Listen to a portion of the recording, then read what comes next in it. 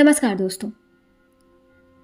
आज हम आपको एक ऐसी जगह के बारे में बताएंगे जहां के लोग 4000 साल तक जिंदा रह सकते हैं, टाइम ट्रेवल कर सकते हैं और टेलीपैथिक कॉन्वर्सेशन भी कर सकते हैं, यानी बिना बोले एक दूसरे से कम्युनिकेट कर सकते हैं। एक ऐसा पौराणिक शहर जिसे knowledge, peace and advance civilisation का सेंटर माना जाता है।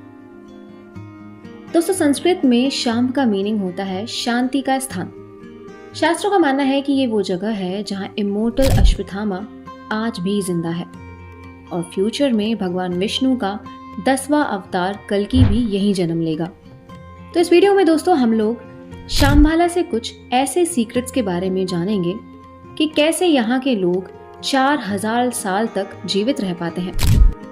ये कौन सी यूनिक टेक्निक्स जानते हैं और यहाँ के लोगों के पास ऐसा कौन सा मैजिकल स्टोन था जिसे जर्मनी का डिक्टेटर हिटलर भी हासिल करना चाहता था। तो चलिए एक एक करके इन रहस्यों से पर्दा उठाते हैं।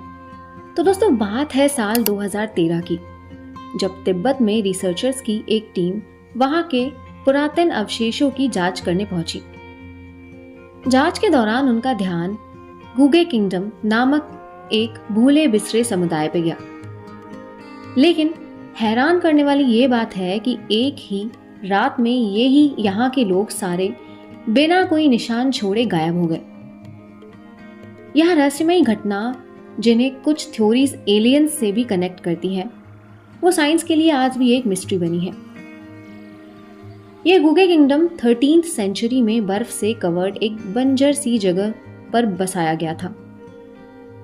किसी को भी इस साम्राज्य के जीवित रहने की उम्मीद नहीं थी, लेकिन 15वीं सेंचुरी आते आते ये एक फूला फला खुशहाल साम्राज्य बन गया, जहां कुछ 100 लोग भी जीवित नहीं रह सकते थे। वहां 1 लाख लोगों का शहर कैसे बसा? बाकी साम्राज्य के राजा जब गुगे प्रजाति के राजा को पूछते कि कैसे ये साम्राज्य इतना फला फूला, तो वो उन्हें शंभाला के बारे में बताते। कहते कि शंभाला की वजह से ये सब पॉसिबल हुआ। गुगे साम्राज्य का धन और समृद्धि के लोभ में आके 1673 में लद्दाख के राजा ने यहाँ हमला करने की सोची, लेकिन जब वो हमला करने आए तो ये जगह सुनसान पड़ी थी। ये सारे 1 लाख लोग अचानक कहाँ गायब हुए, कोई भी नहीं जानता। लद्दाख के राजा और उसकी आर्मी ने जब छानबीन की तो उन्हें कुछ सुरंगें मिली जो कैलाश पर्वत की ओर जाती थी। कैलाश पर्वत को भगवान शिव का घर माना जाता है, लेकिन साथ में ही इसे शंभाला का प्रवेश द्वार भी माना जाता है। शंभाला को 3 और अलग नामों से जाना जाता है दोस्तों, जैसे कि ज्ञानगंज, सिद्धाश्रम या संग्रीला। शंभाला वो रहस्यमयी जगह है दोस्तों जिसे ढूंढ पाना नामुमकिन है, और अब तक के सारे एडवांस तरीके, मैपिंग एंड नेविगेशन सिस्टम भी फेल हो चुके हैं। जी हाँ, आपने सही सुना फ्रेंड्स, शंभाला के निवासी कोई आम इंसान नहीं है, बल्कि वो असाधारण बुद्धि वाले लोग हैं जिनके पास अल्ट्रा मॉडर्न टेक्नोलॉजीज हैं, जैसे कि टाइम ट्रेवल एंड टेलीपोर्टेशन। माना तो ये भी जाता है कि यहाँ के लोग एलियन से भी कम्युनिकेट कर सकते हैं। तो शंभाला तक पहुंचना भगवान को ढूंढने के बराबर ही हुआ। शंभाला जैसे मल्टी डायमेंशनल स्टेट में पहुंचने के लिए ऐसे कॉन्शियस माइंड की रिक्वायरमेंट होती है जो हिमालय के स्पिरिचुअल एनवायरनमेंट में ही मिल सकती है। तो इस वीडियो में आगे बढ़ती हुई ये जान लेते हैं कि शंभाला की उत्पत्ति कैसे हुई। दरअसल शंभाला एक ऐसी नगरी है दोस्तों जहां नॉलेज, साइंस और स्पिरिचुअलिटी का कॉम्बिनेशन देखने को मिलता है, और यहाँ के रहने वाले लोग भी फिजिकली एंड मेंटली एकदम आंख लोगों से बहुत ऊंचे होते हैं। तो चलो जानते हैं कि बुद्धा धर्म में शंभाला को किस तरह से डिस्क्राइब किया गया है। फ्रेंड्स, बौद्ध धर्म कहता है कि शंभाला एक दिव्य नगरी है और इसका एक विशेष रिलीजियस एंड स्पिरिचुअल इंपॉर्टेंस है। बुद्धा धर्म के धार्मिक ग्रंथों में से एक ग्रंथ है कालचक्र तंत्र। ये एक ऐसा ग्रंथ है जो टाइम, यूनिवर्स और ह्यूमन कॉन्शियसनेस के डिफरेंट डायमेंशंस पे बेस्ड है।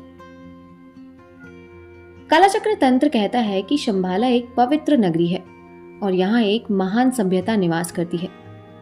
इस ग्रंथ के अनुसार शंभाला के अंतिम शासक रुद्र चक्रन तब ही प्रकट होंगे जब दुनिया में इमोरलिटी, वायलेंस और डार्कनेस अपने पीक पे होंगे। राजा रुद्र इस धरती पर जन्म लेकर अधर्म का नाश कर धर्म की पुनः स्थापना करेंगे। तो अब आइए हम देखते हैं कि हिंदू धर्म में शंबाला को किस तरीके से डिस्क्राइब किया गया है।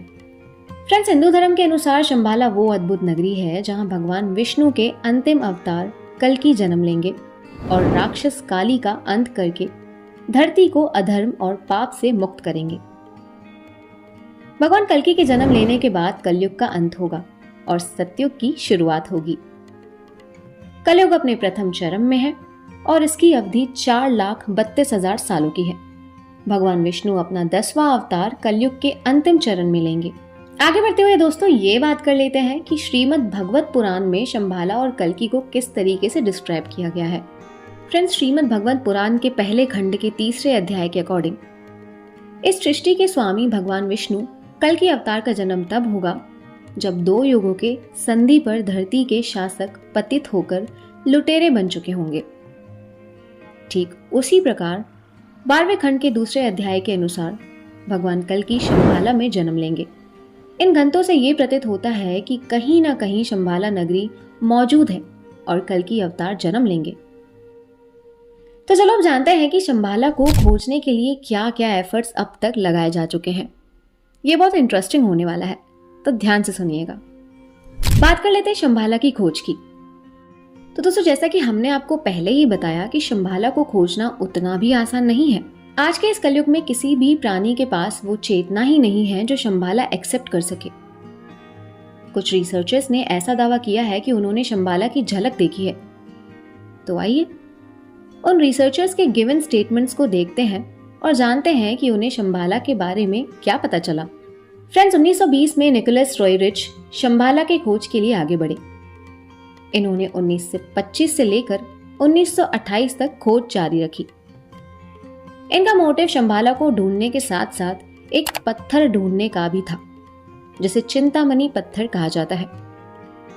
हिंदू और बुद्ध धर्म के अनुसार ये पत्थर इच्छा पूर्ति करने में सफल होता है और निकोलस का मानना था कि इस पत्थर को मानव जाति के विकास के लिए यूज किया जा सकता है।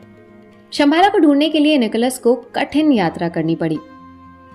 जब निकोलस से उनके यात्रा के अनुभव के बारे में पूछा गया तो निकोलस बताते हैं कि शंबाला नगरी वास्तव में काफी गहराई में छिपी हुई है और एक दिन उन्होंने आकाश में एक राउंड चीज को उड़ते हुए देखा, जिसे देख के उनको कुछ ऐसा महसूस हुआ जैसे कि मानो उन्होंने शंबाला की एक झलक देख ली हो। निकोलस कहते हैं कि यह मोमेंट ऐसा था जिसने मेरे सभी डाउट्स को क्लियर कर दिया और मुझे समझ आ गया कि शंबाला को खोजना सबके बस की बात नहीं है। शंबाला का द्वार सिर्फ उन्हीं को दर्शन देता है जो स्पिरिचुअली बहुत आगे जा चुके हैं। निकोलस ने अपने रिसर्चेस पे 2 बुक्स लिखी, जिसमें पहले का नाम था Shambhala in search of new era और दूसरे का नाम अल्टाई हिमालयन। निकोलस ने अपने पहले पुस्तक यानी Shambhala in research of new era में शंबाला से जुड़ी अपने सारे अनुभवों को लिखा है। आइए दोस्तों, अब एक और रशियन फिलोसोफर हेलेना ब्लेवत्स्की के एक्सपीरियंस को जानेंगे। जब इन्होंने शंबाला पे अपना रिसर्च किया तो उन्होंने शंबाला के बारे में कुछ और नई चीजें पता चली। इनके हिसाब से शंबाला एक ऐसी जगह है जो डिवाइन सोल्स का निवास स्थान है, इसलिए इसको सब लोग नहीं ढूंढ सकते हैं। ये उन्हीं को दिखेगा जिनका सोल एकदम प्योर होगा और छल कपट पे परे होगा। शंबाला सिर्फ उन्हीं को दिखेगा जिसे खुद शंबाला चुनेगा। तो फ्रेंड्स, ईयर 1900 तक शंबाला की रहस्यमयी नगरी इतनी फेमस हो चुकी थी कि इस बार शंबाला पे रिसर्च करने के लिए नाजी सामने आए। हिटलर को धार्मिक रहस्यों में काफी इंटरेस्ट था और जब उन्होंने शंबाला के बारे में जाना तो उसको ढूंढने के लिए बेताब हो गया। हिटलर से जुड़े हुए नाजी रिसर्चर्स मानते थे कि शंबाला में छुपी हुई शक्तियां जर्मनी को सुपर पावर बना सकती हैं और शंबाला की शक्तियों के बदौलत नाजी लोग पूरे देश में अपना झंडा गाड़ सकते हैं। हिटलर की नजर चिंतामणि पत्थर पर भी थी, जिसको हासिल करके वो अपनी सभी इच्छाओं की पूर्ति करना चाहता था और इसी मोटिव से नाजीज ने शंबाला की खोज शुरू की। शंबाला से जुड़े जितने भी अभियान हुए वो शंबाला के रहस्यों को तो नहीं सुलझा पाए, लेकिन बहुत सारे नए सवाल जरूर खड़े कर दिए। जिनका उत्तर दुनिया आज भी जानना चाह रही है। तो सब बात करते हैं तिब्बत से जुड़ी एक अजीब घटना के बारे में, जो वहां पे येती मानव के होने का दावा करता है। दरअसल उत्तराखंड के चमोली डिस्ट्रिक्ट में एक स्केलेटन्स की झील है, जिसका नाम है रूपकुंड लेक। इस झील में करीब हजारों स्केलेटन्स कई सालों से तैरते नजर आते हैं, जिस कारण इस झील में मछली और अन्य जीव जंतु दिखाई नहीं देते। कंकालों का ये दृश्य काफी डरावना लगता है।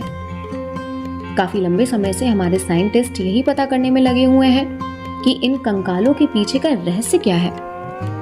ऐसी कौन सी घटना हुई है कि इतने सारे लोग मर गए?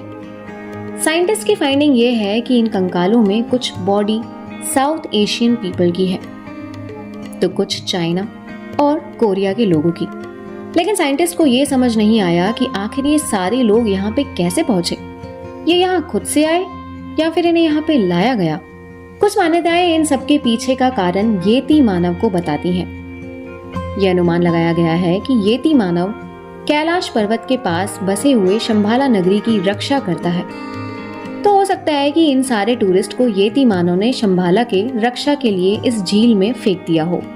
येती मानव के तिब्बत में होने के कोई फोटोग्राफिक प्रूफ तो नहीं है, बट कुछ लोगों ने येती को तिब्बत में देखने का दावा जरूर किया है। और इन सब घटनाओं से ये साफ पता चलता है कि शंभाला से जुड़ी ऐसी कई रहस्यमयी चीजें हैं जिनसे दुनिया अनजान है। और ये भी पता चल ही गया है कि शंभाला को ढूंढना किसी आम इंसान की बात नहीं है। दोस्तों आइए वीडियो में आगे बढ़ते हुए बात कर लेते हैं कि शंभाला का लाइवलीहुड और टेक्निक्स क्या थे। फ्रेंड्स, शंभाला की टेक्निक्स काफी एडवांस लेवल की थी। यहाँ के लोग ऐसे ऐसे टेक्निक्स का यूज करते हैं जिनका मेंशन सिर्फ प्राचीन ग्रंथों और कहानियों में ही देखने को मिलता है। शंभाला के मेन पावर का सोर्स चिंतामणि पत्थर है। ये चिंतामणि पत्थर इतना शक्तिशाली था जो सभी इच्छा और कामनाओं को पूरी करने की शक्ति रखता था। ये पत्थर शंभाला के लोगों को मेंटल एंड स्पिरिचुअल पावर देता था, जो कि ये किसी यूनिवर्सल एनर्जी का सोर्स था। शंभाला के लोगों के पास बहुत से यूनिक टेक्निक्स थी, जैसे वो लोग मन की शक्ति का यूज करके एक दूसरे से बात कर सकते थे, टाइम ट्रैवल करना जानते थे, एंड कहा तो ये भी जाता है कि शंभाला के लोग एलियन से भी बात कर सकते थे। ये सारे टेक्निक्स शंभाला के लोगों को मेंटली और फिजिकली बहुत स्ट्रांग और अलग बनाती थी। कुछ धर्म ग्रंथों में तो ये भी लिखा है कि शंभाला के लोगों के पास यूएफओ जैसे विमान भी थे, ताकि वो अन्य ग्रहों की भी यात्रा कर सके। और शंभाला के लोगों के पास हजारों सालों तक जीने की क्षमता थी, और ये क्षमता उन्हें उनके एडवांस्ड मेडिकल ट्रीटमेंट से मिलती थी, जो उम्र बढ़ाने की प्रक्रिया को रोक देती थी। दोस्तों साइंस कहता है कि किसी भी तरह से अगर न्यू सेल्स बॉडी में बनते रहे और बॉडी ऑर्गन्स लॉन्ग टाइम के लिए प्रोटेक्टेड रहे, तो आदमी हजारों साल तक जीवित रह सकता है। और कहीं न कहीं शंभाला के लोग इन्हीं टेक्निक्स का यूज किया करते थे, जिससे कि वे काफी लंबे समय तक जीवित रह पाते थे। लेकिन इतना सब कुछ एक आम इंसान बिल्कुल भी नहीं कर सकता, जिस कारण शंभाला के लोग और शंभाला की टेक्निक्स आज भी हम लोगों के लिए रहस्य ही है। जो शंभाला के लोग रियलिटी में करते थे, वो हम लोग सिर्फ सपनों में ही सोच सकते हैं। तो आइए हम लोग अपने कहानी के अंत की ओर बढ़ते हैं और ये जान लेते हैं कि शंभाला नगरी कहाँ पे स्थित हो सकती है। क्या ये माया नगरी हिमालय के पास है या फिर कहीं और? तो बात कर लेते हैं शंभाला के स्थान के बारे में। फ्रेंड्स, प्राचीन ग्रंथों की माने तो शंभाला का साम्राज्य 8 ऐसे पहाड़ों से घिरा है जो बर्फ से ढके हुए हैं और सुंदर पहाड़ियों इनके पंखुड़ियों के बीच में फैली हुई हैं। शास्त्रों में शंभाला के वर्णन के अनुसार बहुत सारी खोज शुरू हुई। बहुत लोग ने इसे खोजने का प्रयास किया, बट इसका एग्जैक्ट लोकेशन कोई भी आज तक पता नहीं लगा पाया। तिब्बत के लोग और तिब्बत की मान्यताओं के अनुसार ये अद्भुत सी नगरी हिमालय के आसपास ही कहीं छिपी है। और तो और कुछ विद्वानों का मानना है कि यह शंभाला नगरी रहस्यमयी कैलाश पर्वत के पास है। हालांकि अभी तक कोई क्लियरली इसके बारे में बता तो नहीं पाया। हमें तो बस इतना पता है कि शंभाला नगरी सिर्फ उन्हीं को दर्शन देती है जो इसके दर्शन के लायक होते हैं। शंभाला के बाकी रहस्यों के साथ साथ इसके जियोग्राफिकल मिस्ट्रीज भी आज तक सुलझ नहीं पाए हैं दोस्तों, और शायद कभी सुलझे भी नहीं। लेकिन इतना तो पता चल गया है कि जब इसके लिए खोज होगी तब और भी नए नए लोग रहस्य सामने आते रहेंगे जो लोगों को शंभाला के बारे में जानने के लिए उत्सुक कर देंगे। तो दोस्तों, ये थी शंभाला की कहानी। आपको कहानी कैसी लगी हमें कमेंट करके जरूर बताइएगा। मिलते हैं अगली वीडियो में, तब तक के लिए जय हिंद।